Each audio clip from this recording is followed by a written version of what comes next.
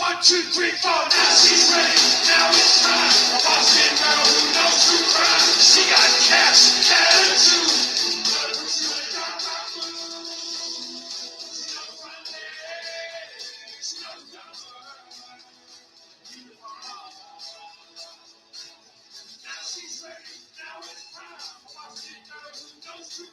She got cats, attitude.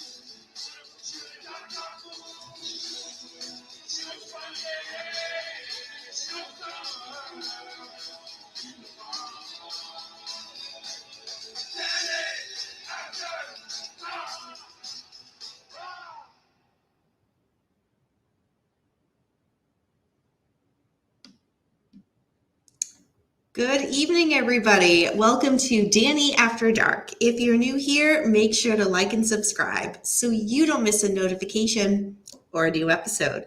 Tonight's episode, I am so looking forward to this. This has been by far my most requested video, and I have a lot to talk about, and I'm really excited to just kind of nerd out when it comes to books with you guys.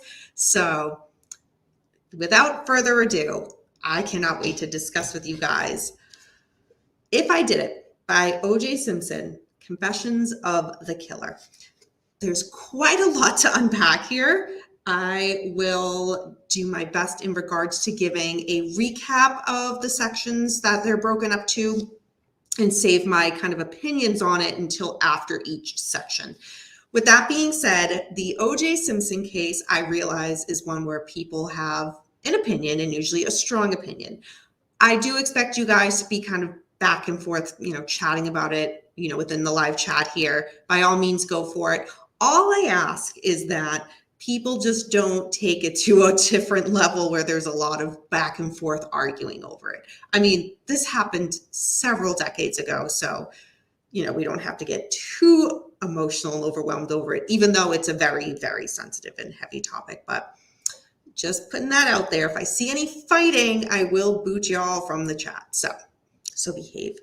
And that goes directly to you, James Watson. So, but anyway, so let's see who is here. Hey, Linda. Thank you. I'm hoping you guys enjoyed. I really enjoyed reading the book and working on the notes for this episode, so I hope that comes across. Auntie Mimi, hello. Mr. Beckham, Capone from Vegas, hello. James Watson, Holly, Mr. Jinx, Renee coming in. I remember watching the Bronco chase down through Orange County that day. Nicole is buried close to my house. I did not know that. Let's see, Russell Hamill, hello. Let's see, the Better Paul, hello. Let's see. Of course, this is, grant for the charity. So I did one. That is amazing that you did one for the Nicole Brown Simpson Foundation. That is phenomenal, Renee. Let's see, Carol Wayman, hello. Charlie 16, the Paul Cat. It must be a boring night for Paul if he's here in my chat, because typically he's not around. Let's see. Tony L., welcome.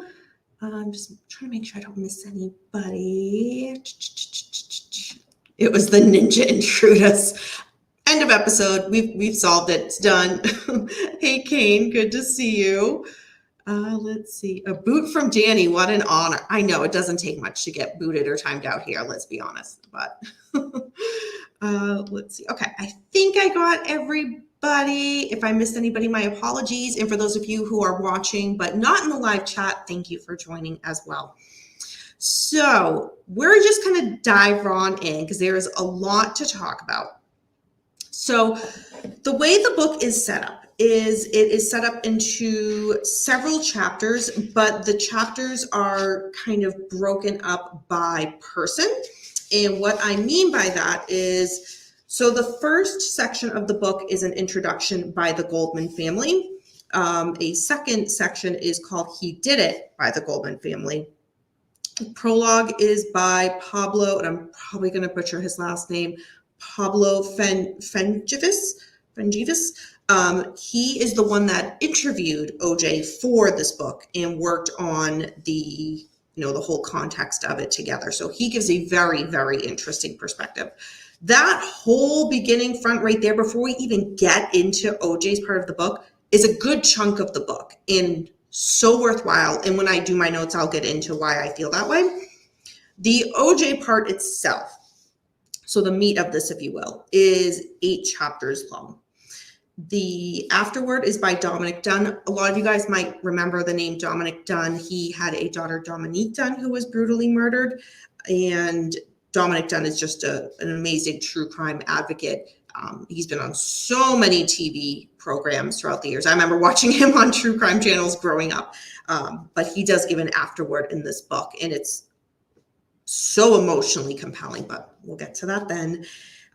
There's a section following the law by Peter Haven. He is one of the attorneys that worked with the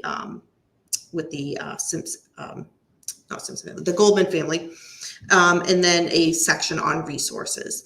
So we will get into each part directly. So the best way I think to do this with you guys, just because there's so much here, is I'll go part by part and kind of give a brief overview of it, and then give my opinion on it and go through the chat and see what kind of you guys have to say about this. Again, I'm just kind of going by the book itself and not necessarily my opinions on the case.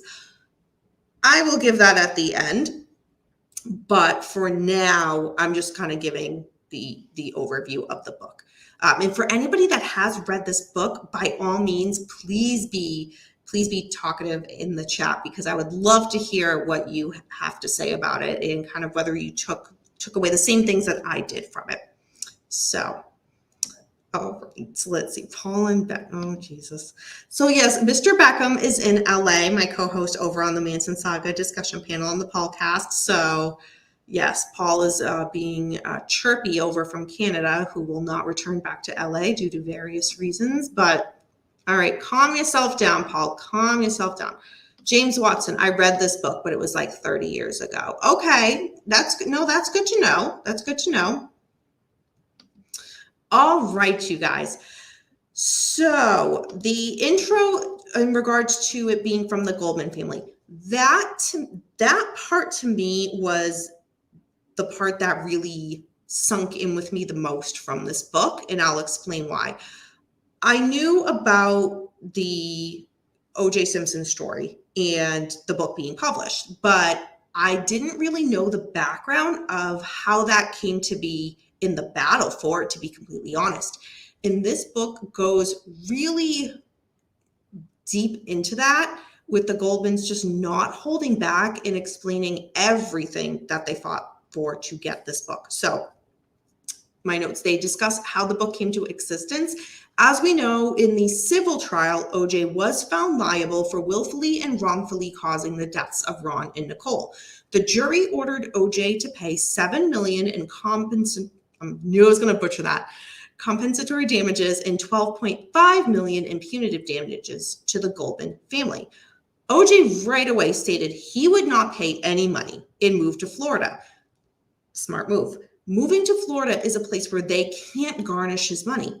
Purposefully him moving there, because Florida is protected by what's called the homestead law. Both land and earned wages, they just can't be touched. So by him going there, he essentially set it up so he wouldn't have to pay the Goldmans anything. And you might think, well, wait a minute, this went through court. He has a court order to pay the family. We all know how that works. The Goldman family would have to take their own time, their own resources, and their own money to keep going back to court to fight OJ to try to get this money, which he really had no intention of paying. So the burden is really up to, quote unquote, the victim or the victim's family here to get the money owed to them. And it's not an easy process. So OJ decided that he was going to do the book, and he got a $1 million advance. He stated that he did this and set up a company so that his children could make millions from this project. However, OJ spent all of the advance on himself. It came out to about, and I believe it's due to taxes, about I believe it was $660,000 or $630,000 that eventually cleared.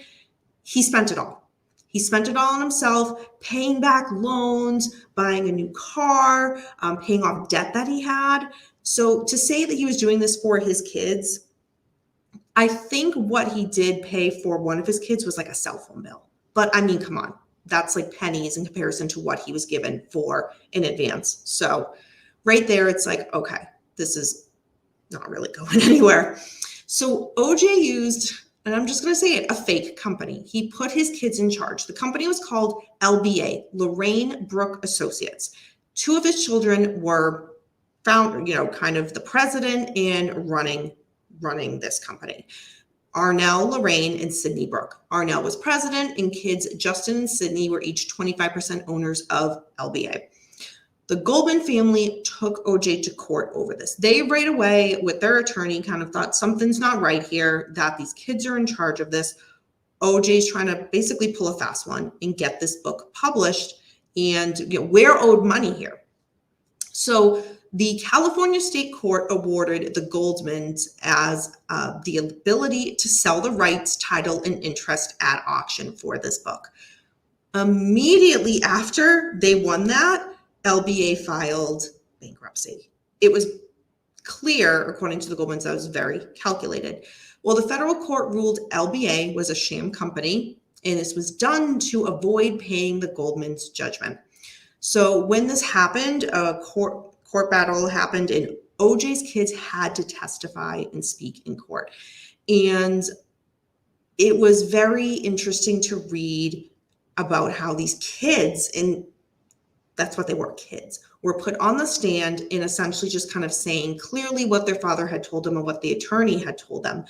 And they were adamant they didn't know anything about how this was run. There was other people running it. So luckily the court saw through this and awarded the book to the Goldman family. There was an episode of Oprah in regards to the book. Some of you may remember that. I don't. I was a bit too young to kind of be paying attention to that necessarily.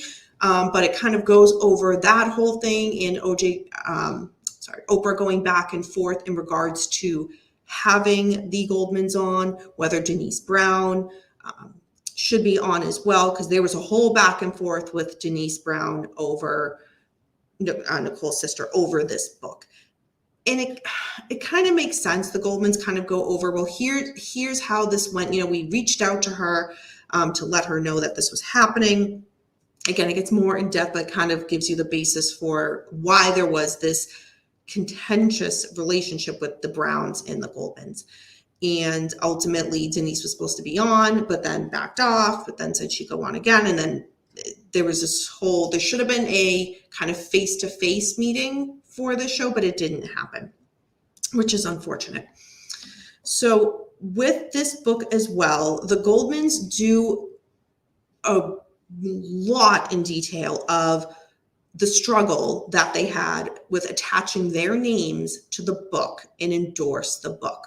They resented this part of it, and they were very explicit with that in their text in the book.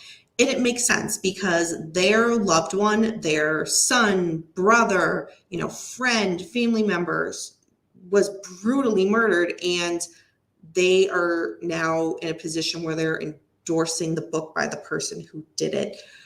But the Goldmans explained that some of the accusations that they received and they were prepared for was that they were, quote unquote, cashing in, end quote, that they weren't able to move on, and this one was interesting, that they were picking on OJ. And the Goldmans do a really phenomenal job in describing why they did what they did. And it was and I'm just going to sum it up with my words here, to hit OJ where it would hurt, which is his wallet. They're saying, as victims, here's where we are. We either do nothing or we fight, and we choose to fight for Ron's legacy. Again, the reaction that the Goldmans family received from the media and the public was very mixed, but one of the criticisms was that, and this was interesting, that the Goldmans were purposely causing Justin and Sydney, Brown Simpson to relive the pain of losing their mother. However, and they make it very clear, and it's very obvious when you read that sentence, it's like, well, wait a minute. OJ was putting out this book anyway. He put Justin and Sydney in charge of LBA, the company that was going to be pushing this book. So they were well aware of the contents within the book, or that would be within the book. So how is it that the Goldmans getting the rights to it and putting it out was now purposely causing Justin and Sydney harm and to relive the pain of losing the mother? That just doesn't really make a lot of sense. But I can see where they would get that criticism from OJ supporters. When the book was released, and this is one thing that a lot of people remember too, was besides the white Bronco chase, when this was released, that coincided exactly with the time that OJ was arrested in Vegas for stealing sports memorabilia with a weapon. The timing of it was pretty interesting. The Goldmans speculate that, OJ always had to be the center of attention. So this was another opportunity for him to take the limelight away, because he no longer had the rights to this book. It was being published by the Goldmans now. So kind of, again, making himself the center of attention by doing this. And I'm sure there were a whole lot of, we could get into that night in Vegas, the whole episode itself, which we won't be doing in tonight's episode, but it was interesting, the timing. It was a little more than coincidence, and I do have to agree with that. So that kind of in a nutshell summarizes the Goldmans kind of first section with the book. And I have to say, my opinion on it was, you really feel what the Goldman family are saying when they write the section for this book. You feel their pain. You, as a reader, you really feel the struggle that they have with, we're fighting for Ron. We either do nothing or we fight. So we choose to fight. And this is the one way to get this man who owes our family money. A court has decided that he was responsible for the deaths of Nicole Brown Simpson and Ron Goldman. And the family is issued money. And for him to just flat out say, I'm not paying you, and move to a state where they can't touch his wages, they can't touch his home, and continues to say, I'm not going to pay, I'm not going to pay. I can see how the family was saying, like, it's an outrage. It's a slap in the face, a real slap in the face. And so they find this way to hit him where it hurts and steal this from under him.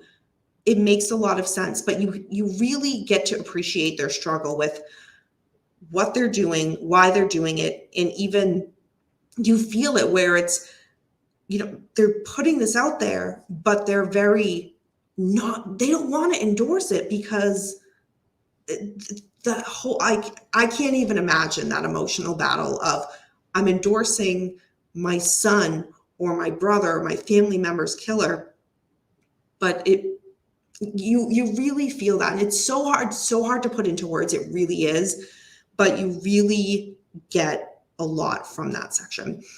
Again, to me, this was the most emotional section of the book, was from the Goldman family.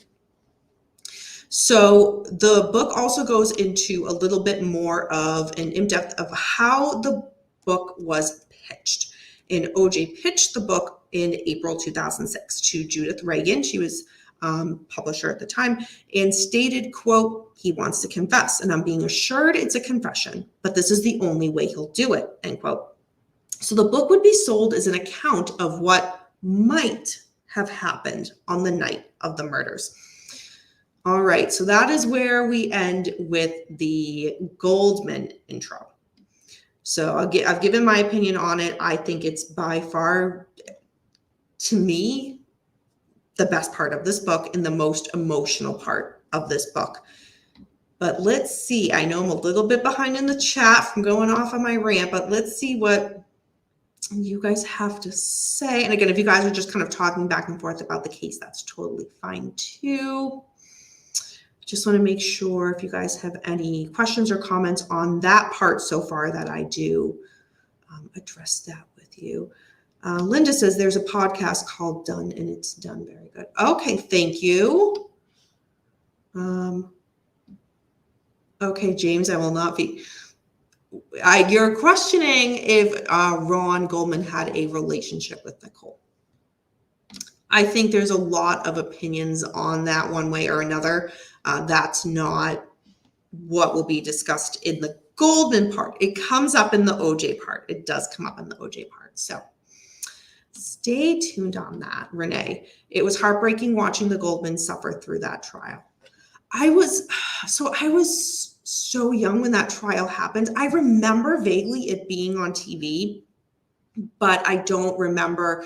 I was a little too young to kind of follow the day by day of the trial, if you will, which is really, really unfortunate because I've been getting so many DMs about this episode. I mean, this again, by far this most requested episode for me to do. And the messages you guys have been sending me, or, some of you have kind of ties to the area, ties to some of the people that were involved, not necessarily the direct players, but others who were involved, or people, I remember watching this, or I remember this and I was here. Like, such vivid accounts of the time. And I wish I could share that. I was just a little too young for that part, but I was not young enough I was certainly watching TV with the whole Bronco chase, but we'll get into that because that definitely gets caught up. Let's see. Wonder if he paid his lawyers. I know, I'm not sure. I've read differing accounts. I've read accounts that he was in debt to some of his attorneys. But then again, like, for example, Robert Kardashian, who was one of his, his close friends, was one of his attorneys. So was there, I don't know what the payment was, if there was a payment, but it doesn't discuss the financial aspect in the book at all by anybody in this. But I have read that it speculated that he was, I don't know about to this day, in arrears for the fees for his lawyers. This was like 30 years ago. Yeah, it was a while ago. It was a while. That's why I was so surprised when I mentioned, I was like, oh my God, I kind of want to get the OJ book and read it. And you guys were like, yeah, let's talk about it. I was like, okay, sure. Because I love to nerd out with books anyway, but the fact that this was a case that, like you said, was so long ago, but you guys really wanted to talk about it, just was awesome. She was a warrior for Nicole. Hi, Corey Novak. Welcome. I know, Linda, it doesn't seem like that long. It really doesn't. But when you have kind of think back and be like, oh, yeah, it was like 30 years ago when you do the math. I was a freshman in high school. Okay, good to know. Okay, just to make sure. Hey, Wolf. The book's original title was If I Did It, Here's How It Happened. But title was changed to If I Did It, Confessions of the Killer. Thank you. Let's see. If the Goldmans were out for blood more than money, the money was just to break him in half. I mean, it was, it makes one of the only ways to kind of hold him liable because he was acquitted. Thank you for that. Kim Goldman has a wonderful podcast about this. Thank you for sharing that, Linda. I have not listened to that. Hey, Richard, good to see you. Paul, I remember watching all of this stuff at my dad's when I was a kid. Let's ask why Robert Kardashian was his attorney. You know what's funny? And I have to say, so I was listening to a podcast earlier about that whole situation when, and we'll get into this in a little bit, when OJ was at Robert Kardashian's house. And yeah, let's put a pin in that for now. But there was some great information. And like, I literally heard it yesterday, one of the podcasts. I was like, what? Hi, Chris James. Welcome. No, you are good, hun. Good to see you. I've seen I know, Corey Novak. I remember that. You sent me pictures. I believe. I remember you sent me pictures of the museum that you went to. I can't remember if the Bronco was in one of the pictures, but I know you at least told me that you did see the Bronco. I do remember these things. Let's see. Okay, I'm all caught up. So that was, again, the Goldman's introduction into this book. So the next part was, let's see, by Pablo. And he does not hold back his feelings, his comments, and how much of a struggle it was to work with OJ in regards to getting the information for this book. So Pablo would meet with OJ. Some of the time it was over the phone, some of the time it was in person, and OJ would, explain this whole story of what, if I did it, this is what happened. And a lot of time it was difficult. OJ would not show up to the meeting that they were supposed to have, or he would show up late. And OJ would start to say, well, this is nonfiction. And then he'd switch it to say, well, actually it's fiction. So to go back and forth, and Pablo saying, this was pitched to me as, such and such, and now you're trying to change it. So there's this whole back and forth on that. OJ had told Pablo that he only struck Nicole once, but none of the problems were his fault. It was all her, everything. And that was a direct quote, and I'm going to repeat that. OJ only struck Nicole once, quote, but none of the problems were my fault. It was all her, everything, end quote. Keep that in mind, because that is going to come up later as well in the book. Again, as I mentioned, OJ would just not show up for some of the meetings, or he would come late. It was like pulling teeth, one, to see him and to get this information.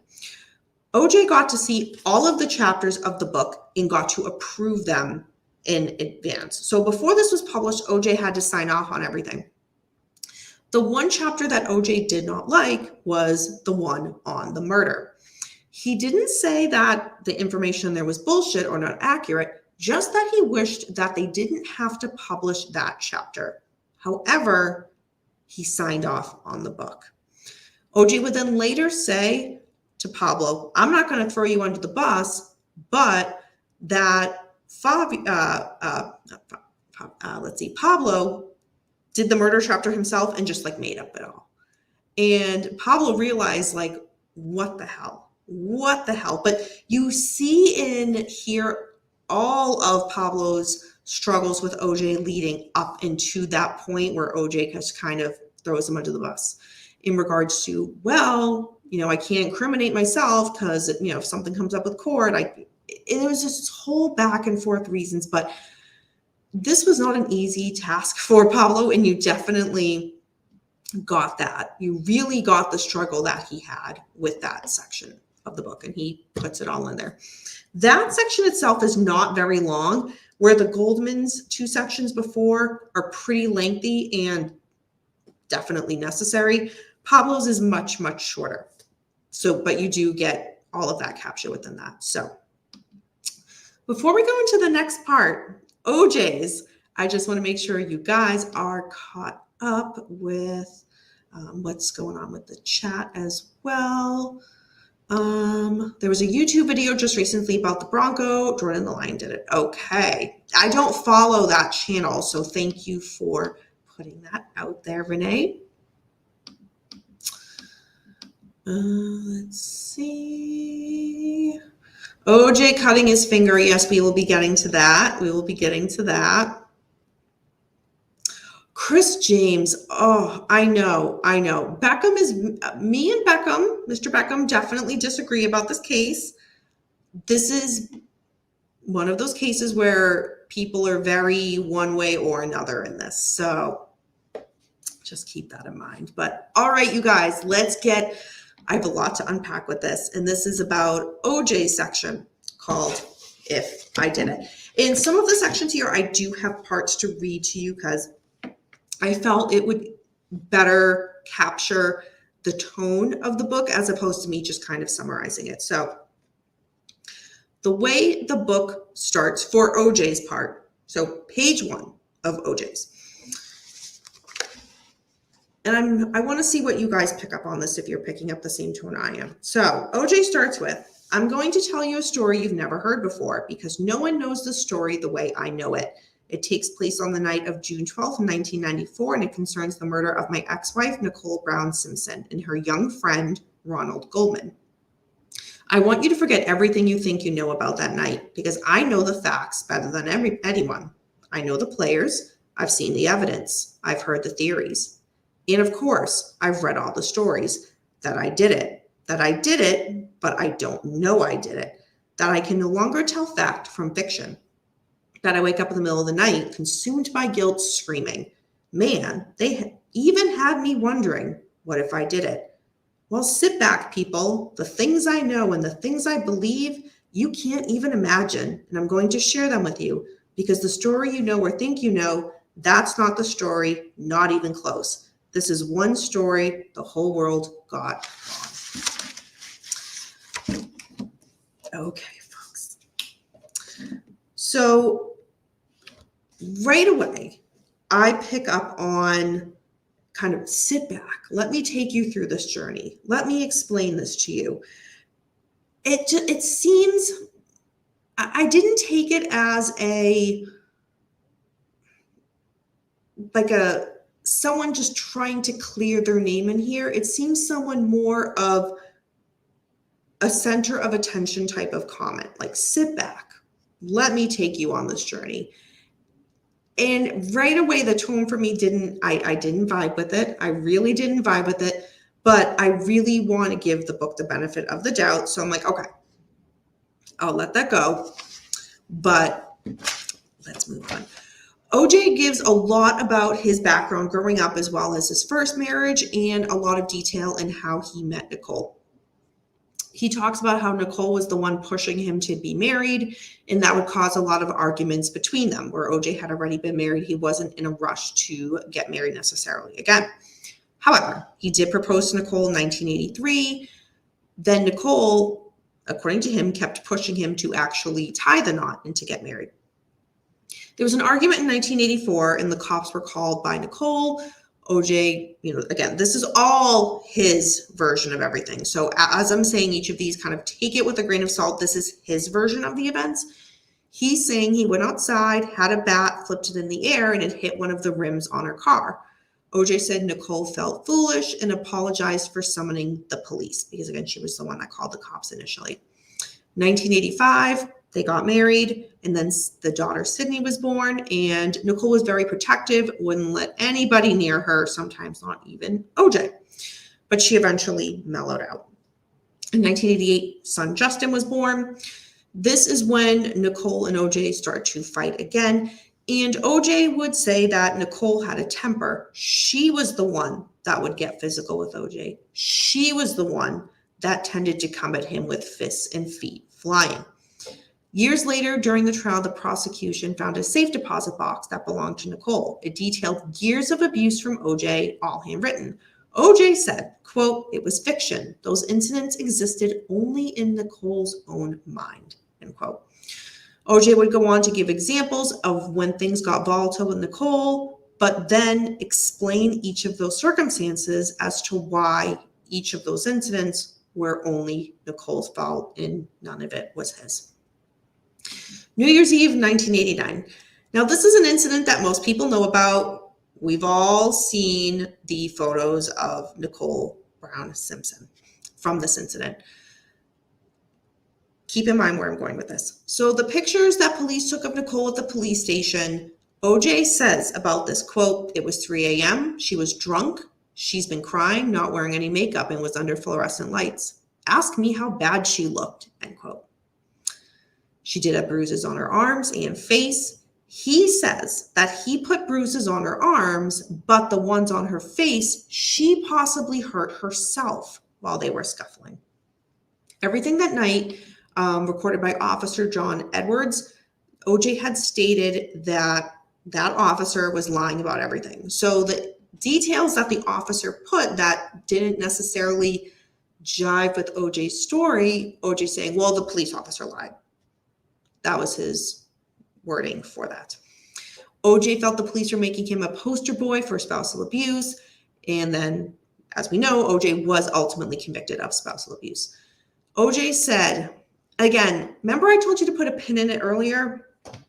This is where we're getting back to it with a little bit of the contradictions of OJ saying, I never laid a finger on her. Well, yes, I did once, but then the once stories that he give, each of them are a bit different. So he's saying, quote, did I physically drag Nicole out of the bedroom and push her out into the hallways? Yes. Did I beat her? No. I never once raised my hand to her. Never once. And if Nicole were alive today, she'd tell you the same thing, end quote. However, so what I just read you guys, if you go back just a few pages, he's saying, yeah, the bruises on her arms, I did that. So how is he now saying, I never raised my hand to her? Well, you did. You put bruises on her. You just said that a few pages earlier. So again, there's a lot of contradictions in this. Let's see. We'll go a little bit more and then we'll do a quick pause because there's a lot here, a lot to unpack. And I'm just giving you guys like bits and pieces from this. There's a whole lot here. So if you guys haven't read this, I really recommend you do because I'm just giving you guys brief parts from it. So in January 1992, Nicole wanted to separate, according to OJ. She wanted to live apart and not get lawyers involved.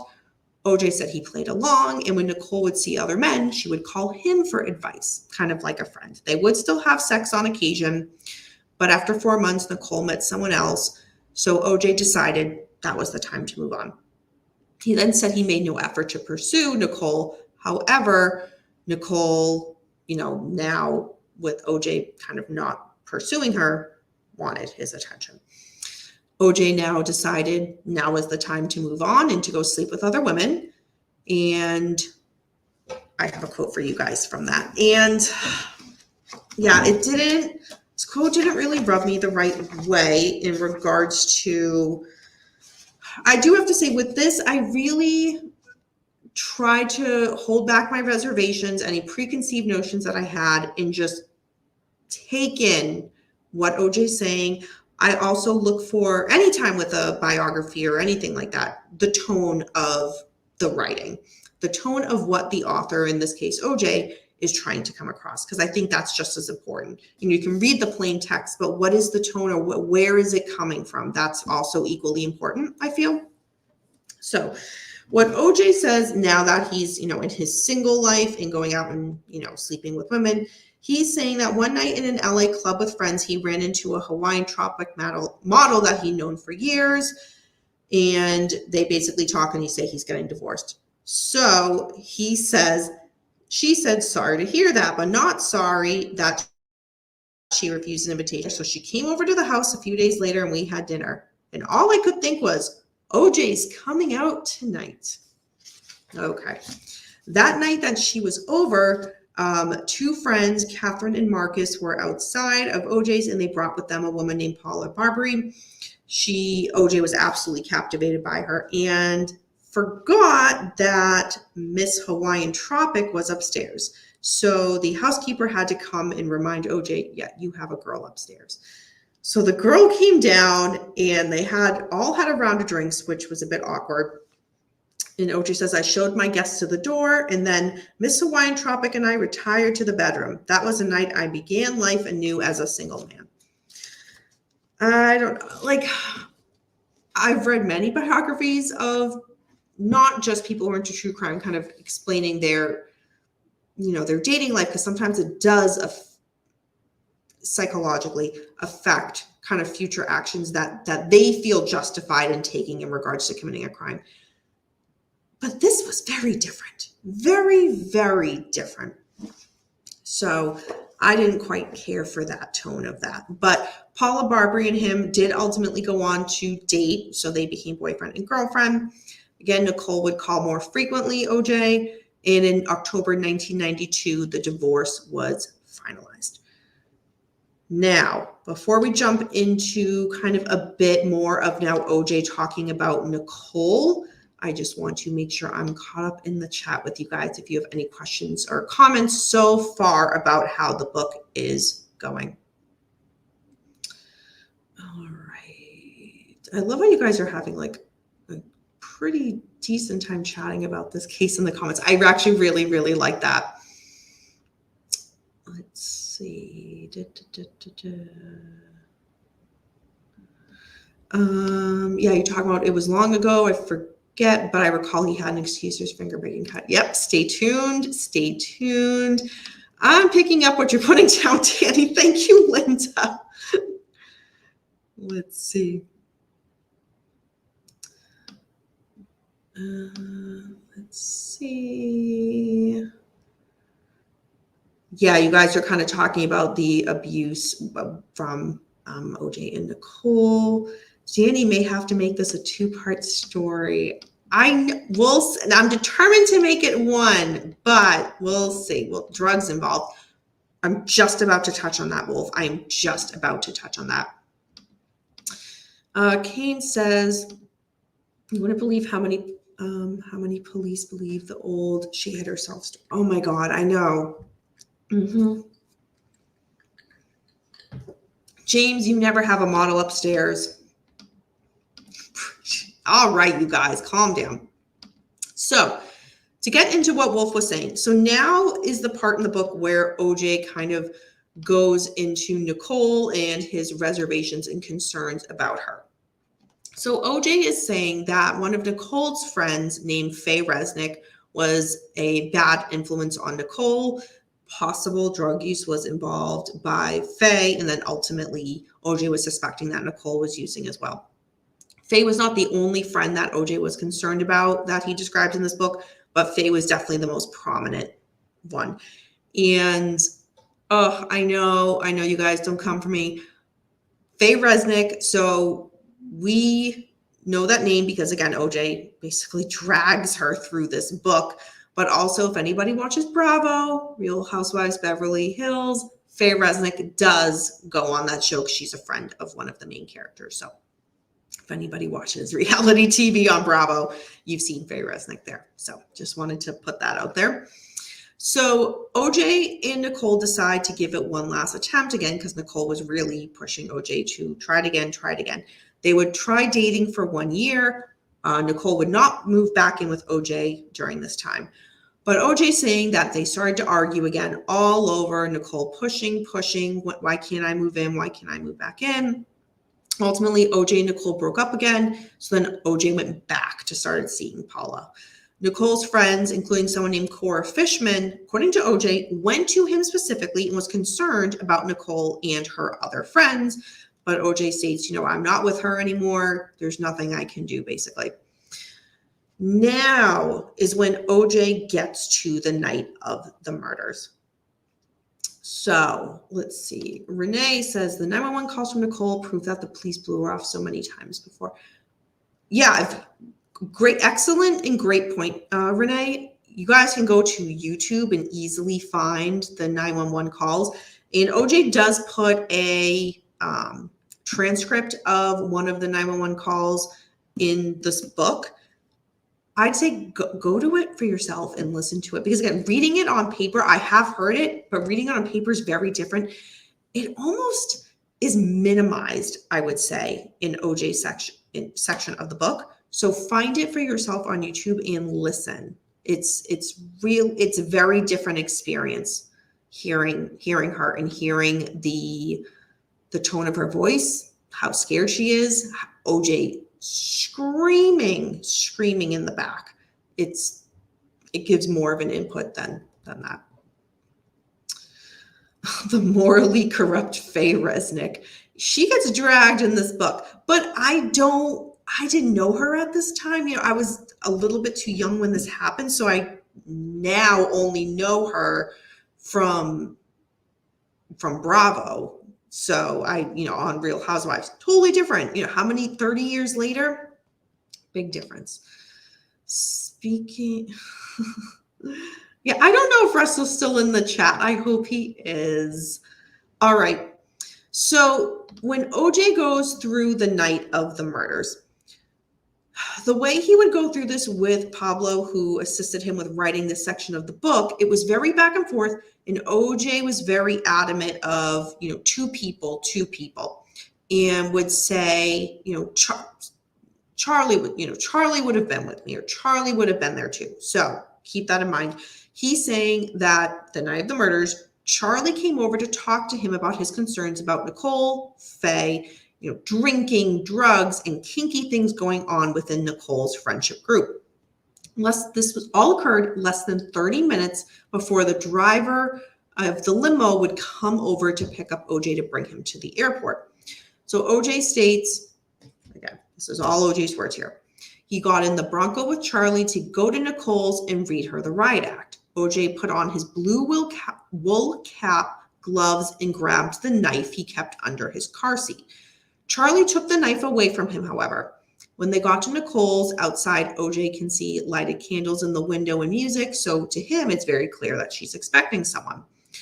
Ron walks up, Ron Goldman, and OJ says to him, quote, "Who the fuck are you?" End quote. Ron explains who he is and why he's there. He's just dropping off Nicole's mother Judy's glasses that she left back at the restaurant. OJ says, I didn't believe him.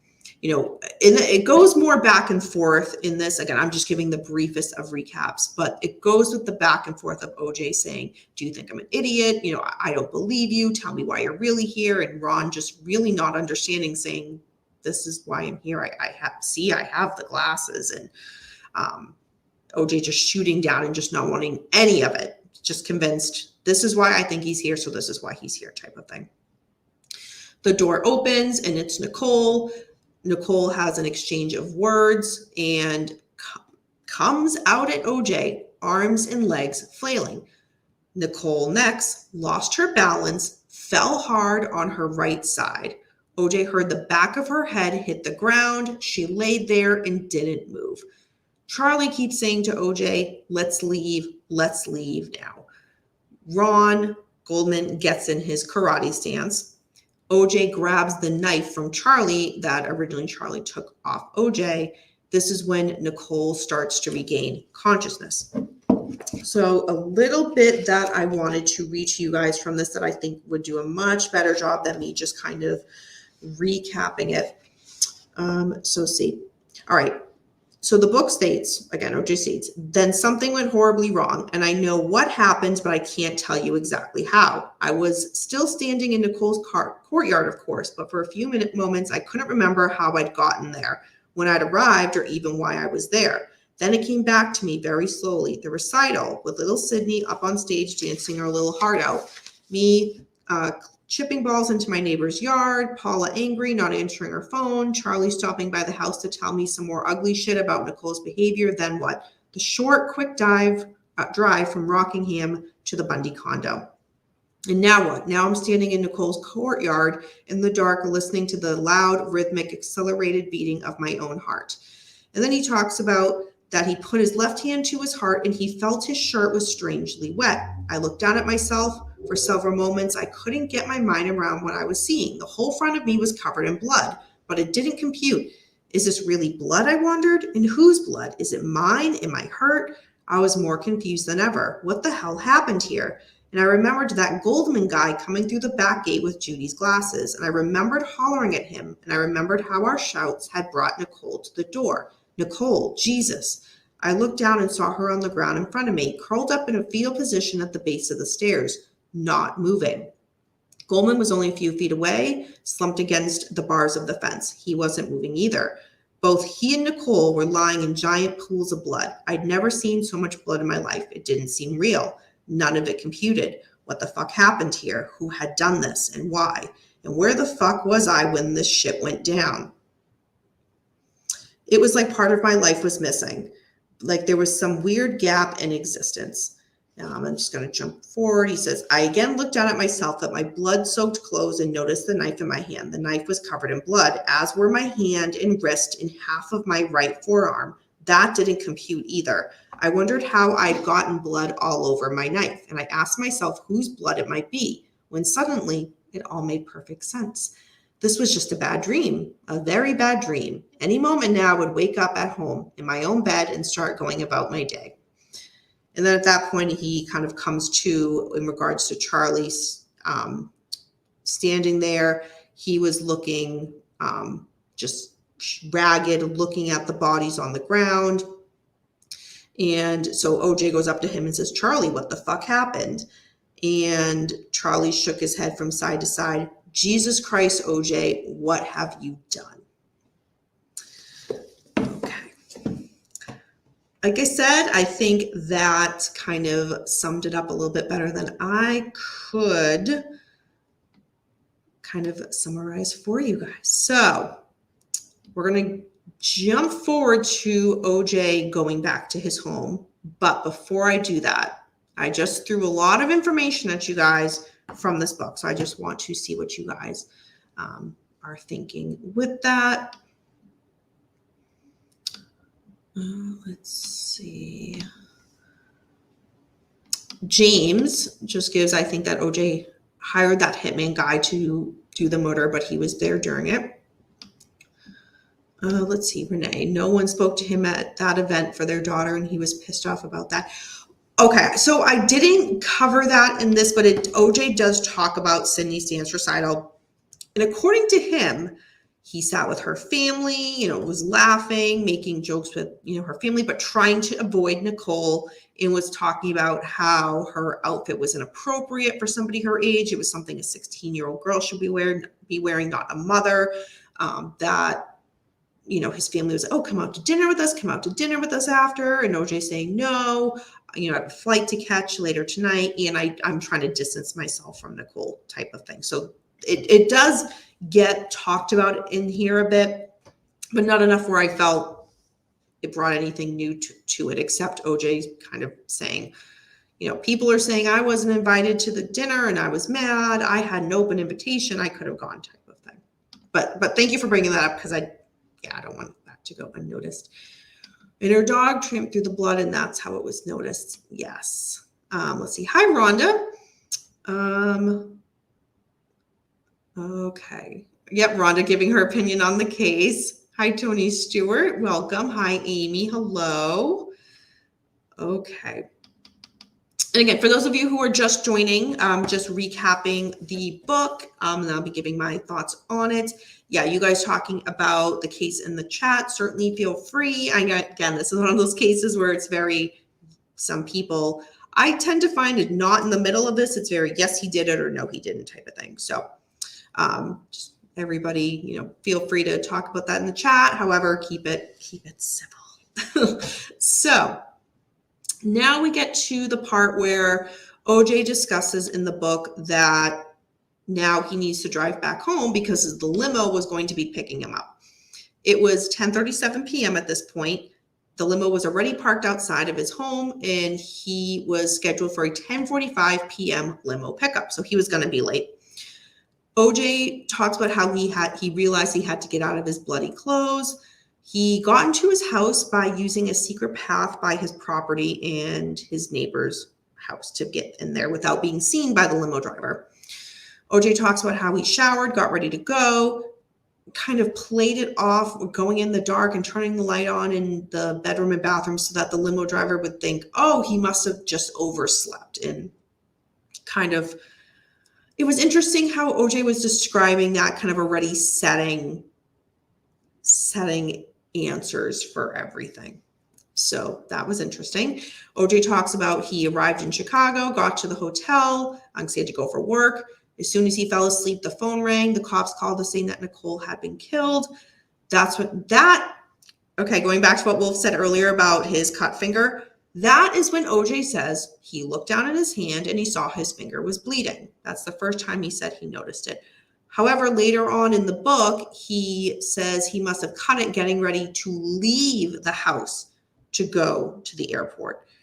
Police are saying, there's blood everywhere. And he's saying, oh, well, I must have cut my finger and that's my blood everywhere. So he contradicts himself. Again, this book is full of contradictions from OJ, and that's one of them. Kind of, well, this is the first time I noticed my finger was bleeding versus, oh, no, it was bleeding at the house. That's my blood all over the house. So OJ goes back to LA and he's instantly handcuffed, speaks to police against the advice of his lawyers. After the police question, however, they bring him back to his home. The media, as we know, it was already a circus. They were already there for him. And OJ goes into detail in regards to the media already assuming that he did it. He's guilty. How could he murder his ex-wife, the mother of his children? It was just a witch hunt. So he stayed, as I mentioned earlier, at Robert Kardashian's, and OJ was given a lot of medication to get through this time. And mostly he just was in a drowsy state and slept. Well, we know a warrant was issued for OJ's arrest, and he was to turn himself in on the day in question, the White Bronco Day, by 11 a.m. Doctors were at his Kardashian's house collecting DNA from OJ. Dr. Henry Lee and Dr. Michael Baden.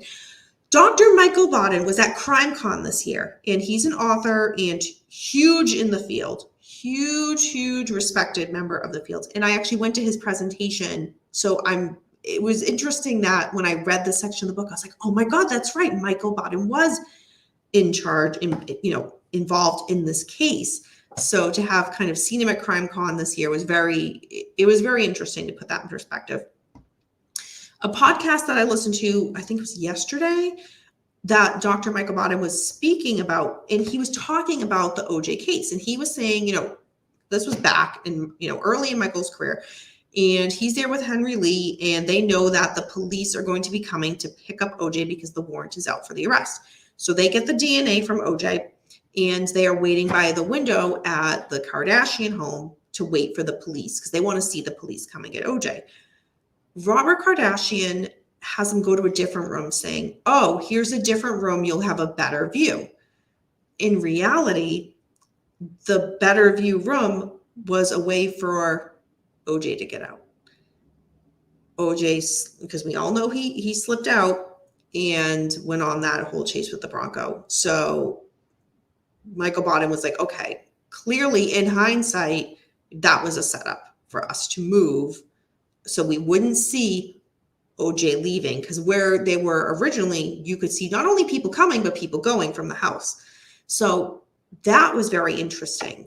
Very, very interesting to hear. Because I'm like, that's not talked about here. I don't recall reading that elsewhere. I mean, Robert Kardashian, he would know. And it's interesting because he has this reputation, or had this reputation for being kind of very straightforward, play by the rules type of attorney from what I've read.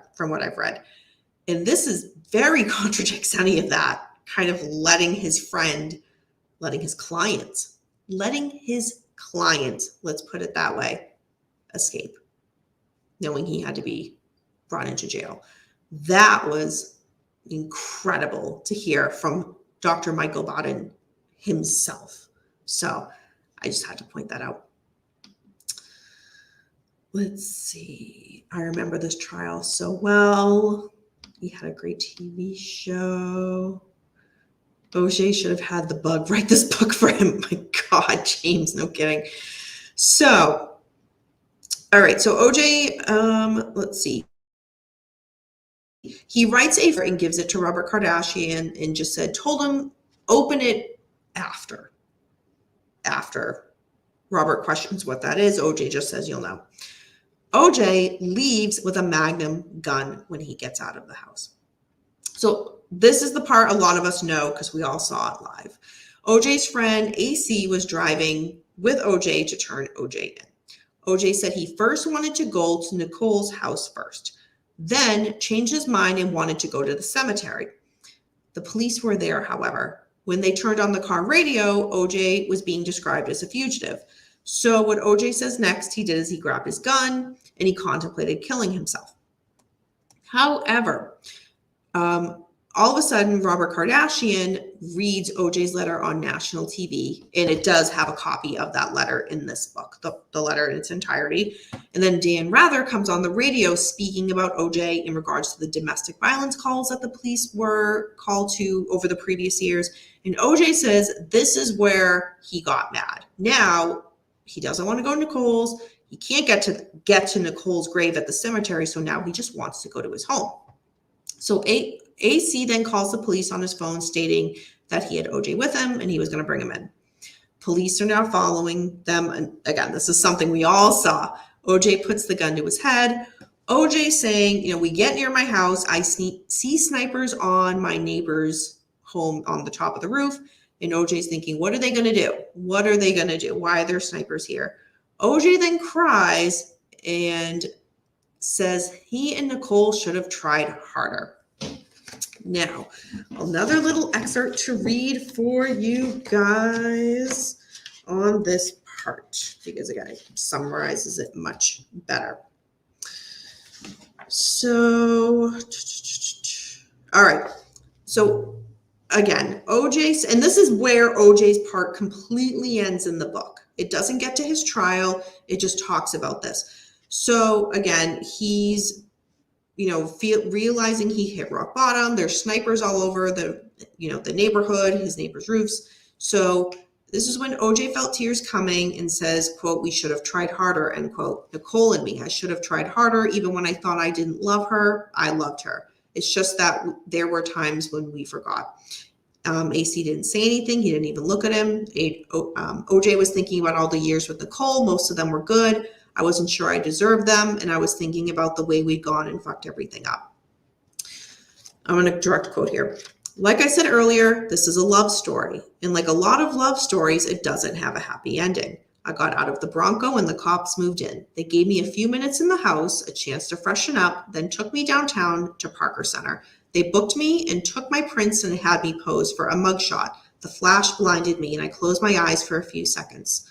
Nicole had written, "I want to be with you. I want to love you and cherish you and make you smile. I want to wake up with you in the mornings and hold you at night. I want to hug and kiss you every day. I want us to be the way we used to be. There was no couple like us." And I'm thinking, you sure were right about that, Nick. There was no couple like us.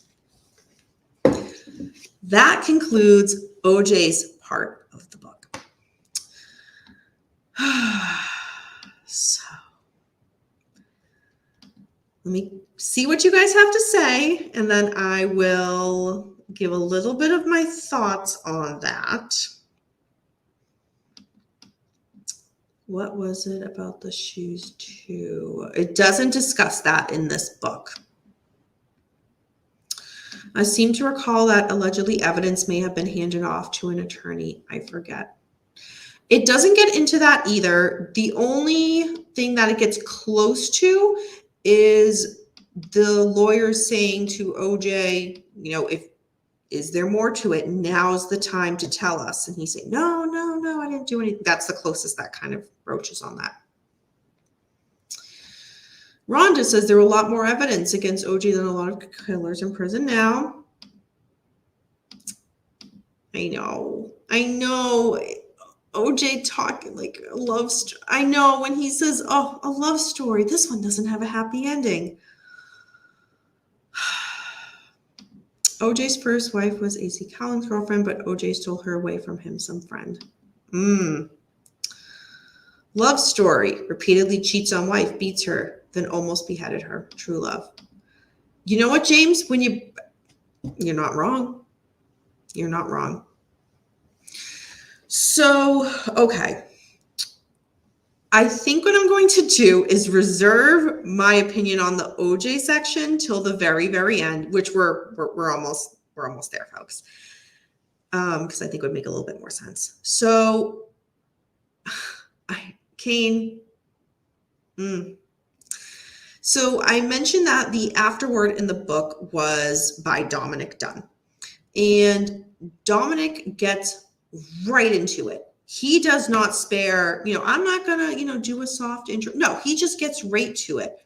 Dominic says, Simpson craves the attention he has irretrievably lost. America rejected his acquittal. Overnight, he became unwelcome. End quote. Such an impactful quote right there. Dominic was in court every single day during the trial. And one part that I wanted to read about that is, so Dominic got to become good, not only become close with the Goldman family, but really became friends with them, like developed a friendship. And, Dominic's daughter was murdered and taken away. So he could relate to the Goldmans in a bit of a way that not many people can. And Dominic at one point says that Kim Goldman, so Ron's sister, that he really kind of took to her as almost like he viewed her as like a daughter figure, because he lost his daughter Dominique, and now like he had that type of relationship with Kim. It was just such a, like, you read it and you get teary-eyed. You really, really do. But so when Dominic Dunn gives his part in the book here, he says, let's see. We all should have known when the long sequestered jury only deliberated for a couple of hours after a 10-month trial that something was amiss, especially when several of the jurors had arrived at the deliberation with their bags packed. The utter shock of hearing the words, quote, not guilty, unquote, became a never to be forgotten moment in all of our lives. The court TV camera cut to the Goldmans. Kim's teary-stained face was buried in her devastated father's chest. On camera, my mouth was hanging open in disbelief.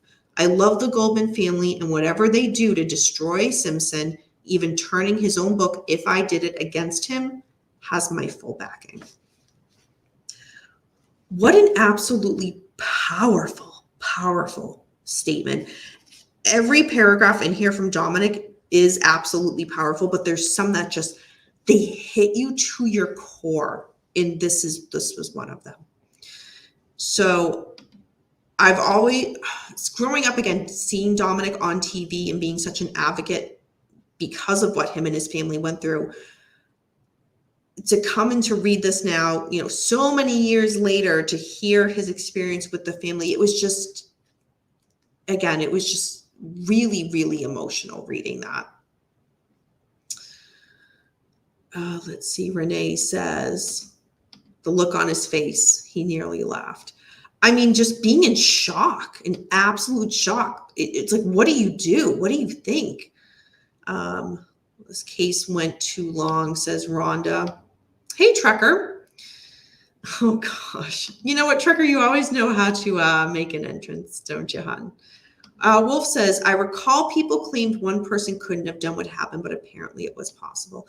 That's one of the arguments still to this day, is some people say, no, there had to be two people. But if you really think about the possibility of OJ, his stature, his height, his weight, his strength versus Nicole versus Ron Goldman, it's physically possible that would have been an option. And I think people don't kind of take a step back and think, is it plausible this could happen? And it is. It absolutely is. Whether you think he did it or not, take that step back and is it possible physically? And it is. Let's see. Dominic used to always be on TV during, I think it was the Lacey Peterson case. He's been on TV James, for a lot of well-known cases. He had a show that I used to watch on Court TV back when I was young. Dominic Dunn's, what was it? Trial, Privilege, and Justice, or something like that. I can't remember offhand. I should have Googled it. But I used to watch that show. Yes, most kids watch cartoons. I watch Court TV. Explains so much, doesn't it? But Dominic is a great writer. Oh my gosh, brilliant. Let's see. I was in high school when they read the verdict. I remember we all watched on TV in the classroom. Amy says, I was on the phone with a friend when the verdict was read, and we both gasped so loud and were near tears. It was the first case I recall being on TV like it was, and we were very vested in it. Yeah. Weren't there two sets of footprints? I didn't do the whole background in regards to notes on the case itself. I mean, that could be definitely a whole nother show, but I just did more so the recap of the book. They don't get into any of that in this, Capone. Power, Privilege, and Justice. Thank you, Linda. Thank you. That was such a good show. Such a good show. Let's see. Hi, Troy. Yeah, you guys are... It's very interesting to see what you guys' opinions are on this case, but more so when you guys are telling your stories of, I was here when the verdict was read. I remember that.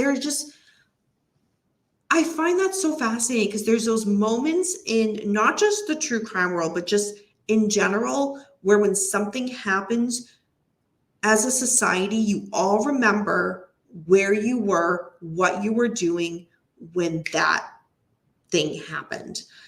Whether it was the verdict, whether it was the Bronco chase, I'm just sticking with the Oda case, whether it was, 9/11, where were you when, when the Twin Towers were attacked? There's just those moments in history, for those going back, when JFK was shot and assassinated, there were so many people that, I remember I was in school, or I remember I was here when the news was announced, like those types of things. And I always find that interesting that when something like this happens, we can go back, like you easily go back to that day because you remember it so vividly. I was here and I was doing this when that happened. So Renee, I forgot I knew so much about that case. Yeah, it all comes back. You're referring to Dominic's. It was a good show. Let's see. Chris James says, losing this case is what gave the Menendez brothers life in prison instead of manslaughter. The DA were in no way allowed to lose another case after Rodney King and OJ. Rhonda says, I watch mobster stories, Danny. Okay, interesting, Rhonda.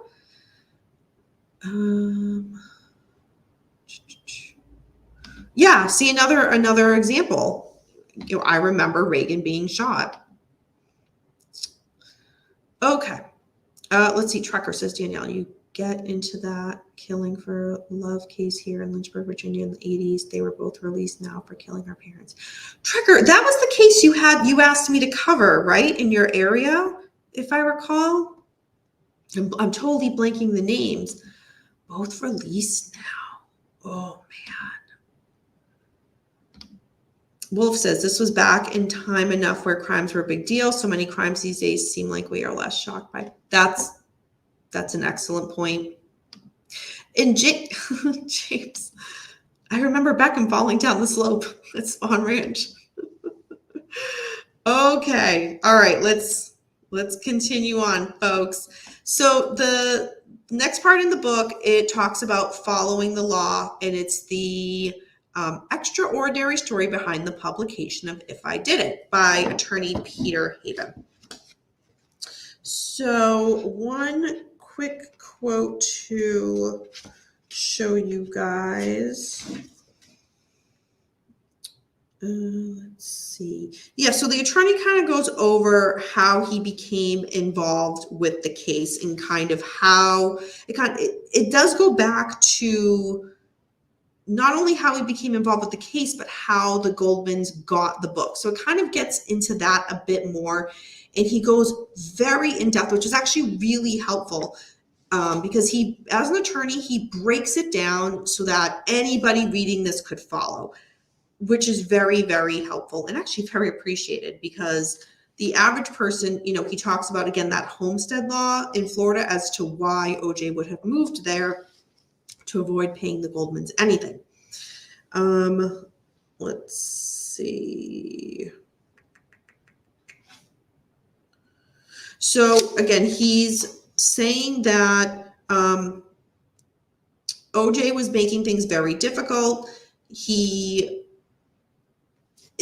lawyer gives the example, and it's a very poignant example of, even if OJ robbed a bank and used the stolen money to buy a home in Florida, the bank he stole it from could not take away that home in Florida. It gets so much into Florida law because one of the things that the Goldmans were saying, or that this lawyer was saying, is people were like, well, wait a minute, why can't you just go and take possession of the home and get money that way? Why can't you garnish his wages and so on and so forth? And the lawyer does a really good job breaking down of things vary state to state, and here's what it was in the state that he went to. It is no coincidence that he went to that state to avoid having to pay the Goldmans anything. So again, I'm just kind of briefly recapping why that was, but he goes into great detail, but very simply stated great detail. So, which is very helpful. So, all right. This is a great quote as well. He says, for more than a decade, Simpson felt like he was beyond anyone's reach. And let's see, he was in his untouchable Miami home and living off his pensions and under the table appearance money. Now he had an asset, the book, which could conceivably be taken from him. I think he was convinced that we would never be able to take it away. I know he did not want us to. He and his lawyers fought us every step of the way. And then it gets more in depth as to how the lawyers fought them every step of the way. And it goes back to, as I mentioned earlier, the company that OJ set up, LBA, where he put his kids in charge of it, who in reality, they were too young to run a company, but said he was putting them in charge so that they could profit from it and OJ could make his kids millions of dollars. But in reality, the advance that he got, he completely spent on himself. So that was that. And then the last part of the book is resources. This book goes into depth from the Goldman family of resources if somebody is a victim of domestic violence in any way, shape, or form, not just physical, but emotional, verbal, so on and so forth. All these resources of places throughout the United States that people could turn to.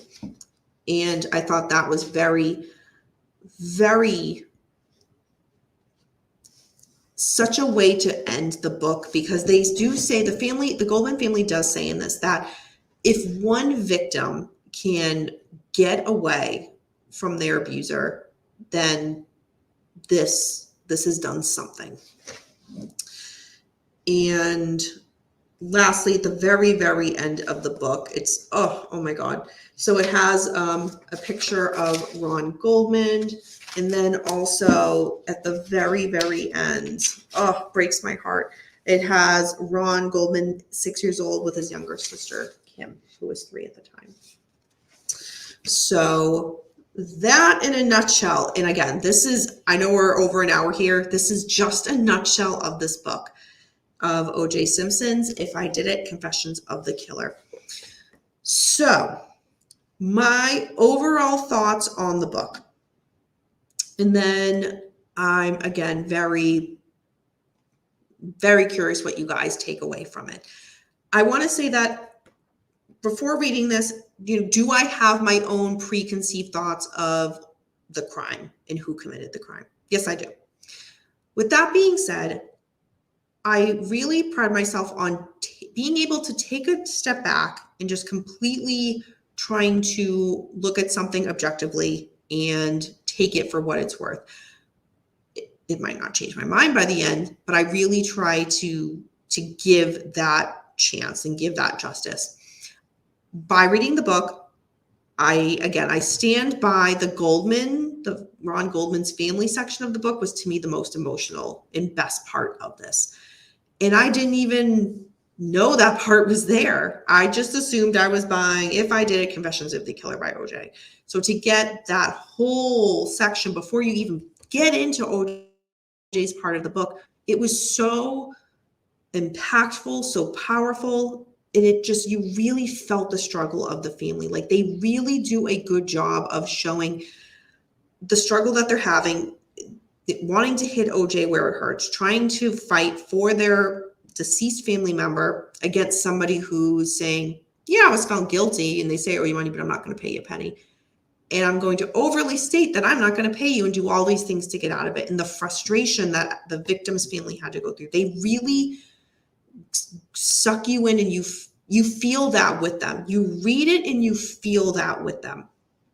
I didn't know the background behind the whole OJ getting the book, the advance, the company LBA putting his kids in charge, the Goldman's fight to obtain the book as an asset.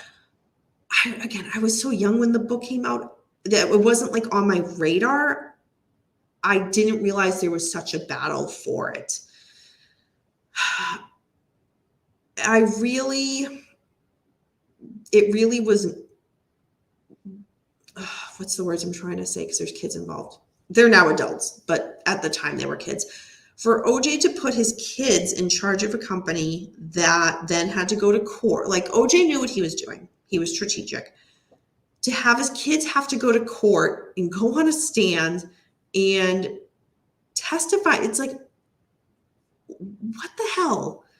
OJ didn't have to go on the stand because his name was off of it, but his kids' names were on it. So they had to be subpoenaed and stand and go in court and testify. I know nothing about this, that there's other people in charge. It just, for somebody to put their kids through that in general is fucked up. But on top of what the kids already had to go through, that was harder to read.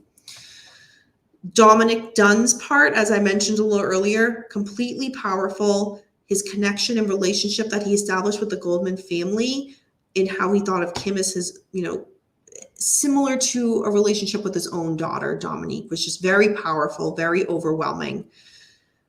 OJ's section. Okay, this is where the meat of the show gets. So I really tried to take a step back, as I said, and give the benefit of the doubt. Again, do I think in my mind who committed this crime, one way or another? Okay.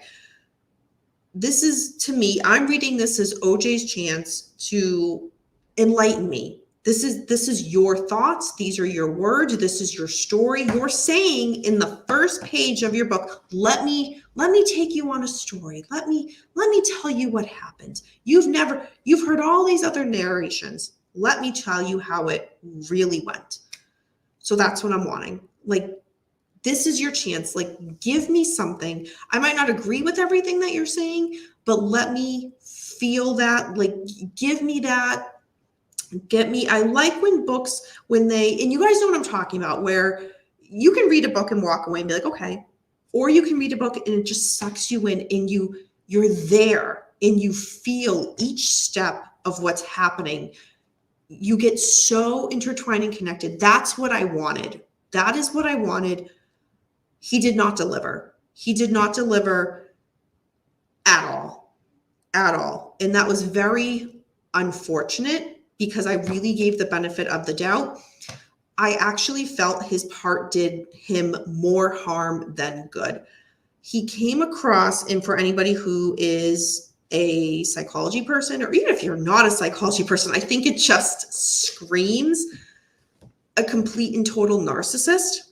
Everything was me, I'm the victim. And he would blame Nicole for everything. I didn't do this, Nicole did. She came at me. She attacked me. I'm the victim. Everything was himself-centered focused, which, yes, he's writing this narration of his story, but it didn't do him any good. I don't think he realized the tone he was putting forth. And if he did realize it and still chose to put that forward, shame on him, to be completely honest. Again, he contradicts himself throughout the book, throughout his section. And, I would make notes of, wait a minute, on this page he said this, on this page he said this, and on this page he's completely contradicting himself. You lose credibility. When you contradict yourself, you lose credibility. When you don't take accountability and ownership for yourself or your actions, again, you lose credibility. It takes two.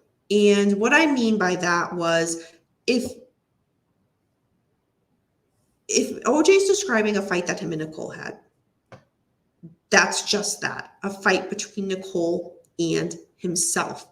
However, he would say that they were in a fight, but then completely distance himself in the way he would describe it, that, well, I wasn't doing anything. She was doing all of this. And it's like, well, no, wait a minute. It takes two to argue, but you're completely distancing yourself from each and every argument. And that's just not realistic. That's just not the way the world works. So you're losing your credibility for me. Therefore, it's hard to trust what you're saying, because also you're contradicting yourself. And you can go page by page and point out where those contradictions are, which is extremely unfortunate that he chose to go about that route. The thing that, again, my big takeaway from this book, and then I'll get off my soapbox and let's see what you guys have to say. I think this is a must read. I really do. How I went this long in life without reading this book, I don't know. But I'm really, really glad I did. And I think everybody should read it because it gives, not even for OJ section, read it for the Goldman family section. Read that. Read Dominic Dunn's. Take that away. They make it very victim centered and victim focused, as they should. And they did an excellent job and a respectful job doing so. And I cannot give them any more credit for the hard work I can't even imagine that they put into this. Get it for that reason. Then, if you want to take the next step, and especially if you are into psychology, read OJ section, you will have a field day with it. You will have an absolute field day with it. Now, with that being said, you're going to, I would say probably without a doubt, get very frustrated on it. I want to go as far as to say, depending on what camp you're from, if you're from the OJ's innocent or OJ's guilty camp, I feel that if you're honest and just take a step back and read it for what it's worth and just be open-minded reading it, even if you're from the camp of, I think OJ's completely innocent, I think he had nothing to do with this, I don't see how somebody from that camp could read his part and defend what he's saying. Because again, it contradicts himself. It's blaming Nicole for everything. It's not taking responsibility for himself or his actions or his choices. He just really simply did more harm than good when doing this. I don't know what he was thinking wanting to put this book out in the first place before the Goldmans got wind and then were able to get it as an asset through the court. But that's my 2 cents on that. Now that I did that, let's see what you guys have to say. Because I can see as I'm talking, I can see the chat going and going and going. So I just want to make sure that before, I know we're approaching an hour and a half now, I want to make sure you guys that your voice is said and heard during this. Renee says, I think the jurors were afraid to convict OJ. Interesting. Trekker says, no, that was a different case. They had a great, oh, okay. Okay. Going back to your comment. Gotcha. Thank you. Oh, Sylvia Lycan. Okay. So you misspelled Sylvia Lycan, but that's fine. That's just me being picky. No, that was one that I actually did the case notes for. And then it was too much even for me to cover. Like that was one where I'm like, oh, this is a lot even for me. It's funny that you mentioned that, Rhonda, because somebody else, one of my friends actually, I think it was earlier this week or end of last week, messaged me. We were talking about that case in particular. And I was like, that was one where I was working on it. And I'm like, oh my God, I can't do it. I can't do it. It's too graphic and too much even for me. So thank you for that suggestion, but that's one I just can't do. Yeah, it was a brutal case. Absolutely. Thank you, Worm. Well, one, thank you for popping in the chat, and thank you. I really appreciate that. Kane, my apologies. Yeah, no coffee right now. Next time. But his ass went to prison anyhow. He did end up going to jail, just not for, I think, what a lot of society wanted him to go to jail for. James says it's similar to the George Floyd case. The jurors knew the proper verdict, but didn't want to be responsible for the bloodbath that would have ensued. So they voted the way they did. That's one whole, it doesn't get into that in the book. There are some great podcasts that do get into some of the more racial implications of this case, but it doesn't get into that at all in here. This was supposed to be tried in Santa Monica court, would have been a different outcome, I believe, possibly. Okay, you guys are talking about like kind of the breakdown of the jurors. Oh, thank you. Thank you, Better Paul. Rhonda states, I'm angry because we as American citizens deserve justice no matter who is on trial. Well said. Well said. It doesn't matter who is on trial. That podcast that I mentioned earlier that kind of goes off a little bit, Rhonda, about what you were saying, that with Dr. Michael Bottom was being interviewed and he was talking about his ties back to the OJ case at the time when they went to Robert Kardashian's to get OJ's DNA. And he mentioned, Dr. Michael Bottom mentions that, everybody's supposed to have, the right to a defense, right to counsel to defend themselves. But there wasn't an equal playing field here because the average citizen could not have afforded the whole, I've heard them being called like the dream team of lawyers that OJ had. And I get it. You have money, you have access to that. Why wouldn't you utilize that? I get that. But in regards to, did OJ have an upper hand because of who his lawyers were versus, the average Joe, if they were being accused of this? Yeah, he did have an upper hand. So let's see. K-Dog says, I did have a buddy that knew OJ as a youth. Supposedly he was in a gang and was in several knife fights. Can't verify though. Yeah, I'm not sure. Chris James says, isn't OJ's daughter really messed up now? I don't know. I didn't do any research on any of his kids. I know when I say kids, I know they're all adults now, but I was curious, but I was like, that's not the topic that I'm getting at. And I don't want to then read and then have that, any information that I then go for after the fact about their kids kind of then sway what I've read. So I purposely did not look up anything after this. But good question. I don't see how, even in the best case scenarios when, someone tragically and unexpectedly loses a parent so young, it shapes you. So I don't see how they couldn't have some type of setback, if you will. I don't know if that's not the best word to use, but they grew up without a mother. And now, their father's accused of the murder and then he goes to jail. It's like such a storm of horrible circumstances for the children. So I don't know how they could have gone through that unscathed. I have no idea how that could even be possible. Danny, can you do the murder in Greenwich story? Remind me. I will not remember from this, to be completely honest. Wolf says he is definitely self-absorbed. He brought the knife. These days, credibility means nothing. Renee says, don't think I'll read that one. It just upsets me. That's completely fair. That's completely fair. This is an emotional book in regards to, for me personally, the Goldman section and Dominic Dunn section. Very emotional. OJ's was just more frustrating. It was like more angry emotional. Chris James says he was an maniacal narcissist on too much coke and money and went savage on his poor wife and her friend. He went all Tex Watson on them. Well, thank you for bringing it back to the Manson case.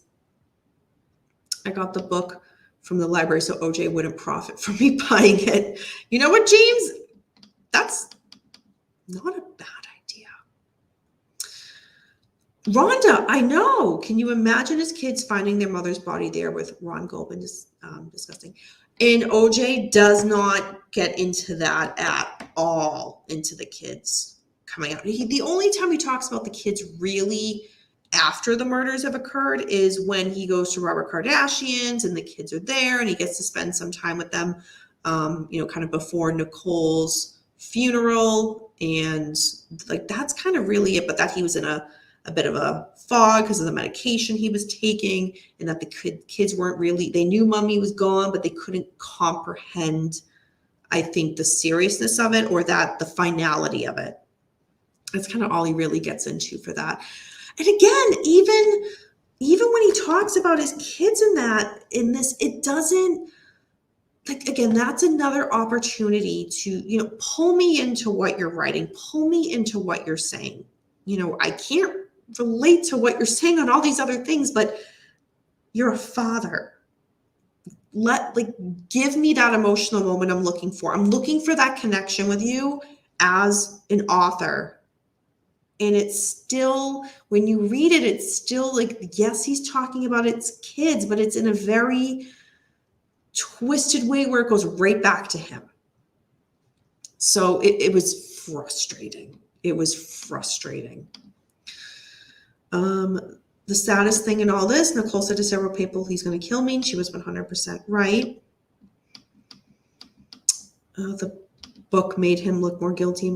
Kane, I agree. I completely agree. Like I said, I think the book did him more harm than good. But then it also goes back to when he was meeting with Pablo in regards to writing his sections on the book and giving that information out. Because then OJ could quickly kind of be like, well, wait a minute. This is if I did it. It's fiction. You know what I mean? It's just, come on. Cool show, Danielle. I like how you presented this and broke it down. Thank you, Wolf. Thank you. I really appreciate that. Thank you, Rhonda. Thank you. That means a lot. Thank you. Kane says that's why they do blame the victim. Absolutely. Absolutely. Trauma. Him abusing Nicole sure had me swayed that he was guilty.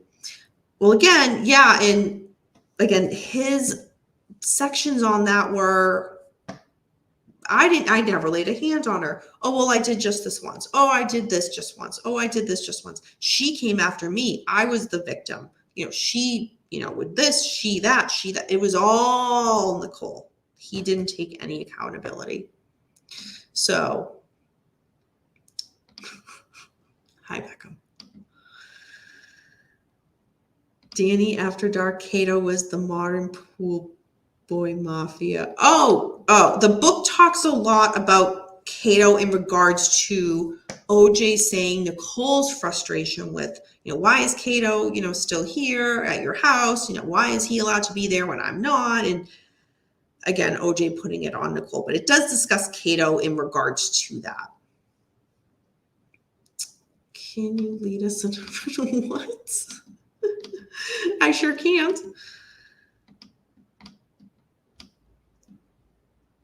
Oh, God. Beckham, Mr. Beckham, my co-host over on Manson Saga, is very, he's very opinionated on this case, which everybody has the right to their opinions. Me and Beckham definitely differ on this, though. But let's see. I'm not as knowledgeable about that case as I should be, Linda, to be completely honest.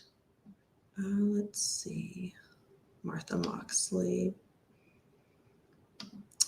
Rhonda, your sentence right now, it sums up everything that people should take away from this is, I feel so bad for Nicole's kids and Ron Goldman's family.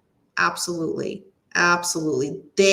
Any victim or victim's family, friends, community that was impacted by these murders, that's the focus of this. That's what should be the focus of this. Not OJ's part, but the Goldman section, the Dominic Dunn section at the back. They get into what this really is about, and it's the victims. I forget whether it was a Danny After Dark kind of case episode or whether I mentioned it on one of my True Crime and Chills, relating it to something else about another case, but think about it. Whenever there's a crime that happens, in, let's say I'll just use this case, 2 people are murdered. It doesn't just impact those 2 people who have now lost their lives. Those 2 people each had their own family. They had their own, immediate family, extended family, coworkers, friends, community. That the one person lost has impacted so many. And now, there's 2 victims in this that were murdered. Think of all those people that were impacted for the rest of their lives because of this. So it's just mind-blowing. And I think sometimes that gets lost in covering a lot of cases because, when people do a quick recap, which, that sometimes that's just the way the media works in regards to there's been a crime here, there's 3 victims. Well, no, there's probably hundreds because of all the people that were connected that now lost that person. They're all suffering. They're all now extended victims because of this. And that's something to never lose sight of. And I feel like it gets lost in translation quite a bit. So thank you, Rhonda, for that statement. Thank you for that. That's absolutely spot on. Oh no. Well, according to OJ, Nicole had a big problem with it and argued about it all the time. All the time. Okay. OJ also gets into a part where Nicole supposedly slapped OJ's housekeeper in the face. And then when the new housekeeper came in, she had an issue with her too. OJ does not paint Nicole in a good light at all. At all. As much as he would start to say a sentence of a good thing or a positive about her, it would just flip into a negative, and it happens pretty much throughout his whole section. Let's see. Danny, get the book Greentown by Timothy Dumas and Winter in Greenwich by Margaret Goodreads about Martha. Thank you for the recommendation. It is Christmas soon. For those of you live, you know that, but if anybody's watching this like after the fact, it is about less than a week before Christmas, and y'all know I go crazy at Christmas, and I get a lot of books, whether they're gifts or, we all like getting those Amazon gift cards. I'm like, okay, book, add to cart, and then I go wild. So thank you for that recommendation. Renee says the message here is if you are being abused, please find a way out to get out and stay out. Thank you, Renee. I'm going to start that. Thank you.